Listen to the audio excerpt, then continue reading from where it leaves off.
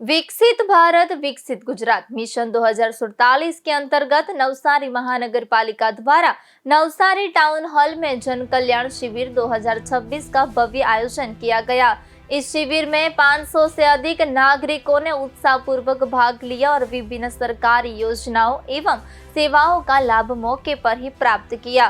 कार्यक्रम में मुख्य अतिथि के रूप में नवसारी महानगरपालिका के मेयर अशोक भाई धोराजिया, नवसारी के विधायक राकेश भाई देसाई तथा नवसारी महानगरपालिका के आयुक्त जयेश उपाध्याय विशेष रूप से उपस्थित रहे।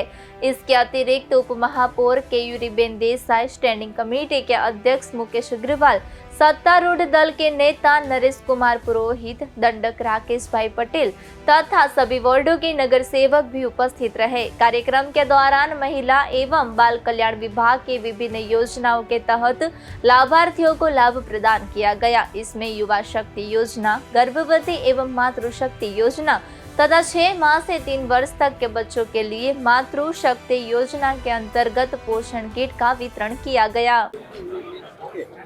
जन कल्याण शिविर योजना देशना वडाप्रधान मोदी साहेब 13 વર્ષ ગુજરાતના મુખ્યમંત્રી તરીકે રહ્યા સતત અને ત્યાર પછી છેલ્લા 12 વર્ષથી દેશના વડાપ્રધાન તરીકે સૌથી મોટો ચૂંટાયા પછીનો કાર્યકાળ પ્રધાનમંત્રી તરીકે એમણે પૂર્ણ કર્યો। જ્યારે પ્રધાનમંત્રી ગુજરાતના મુખ્યમંત્રી મોદી સાહેબ હતા ત્યારથી એમણે આ ગરીબ કલ્યાણ મેળાની શરૂઆત કરી।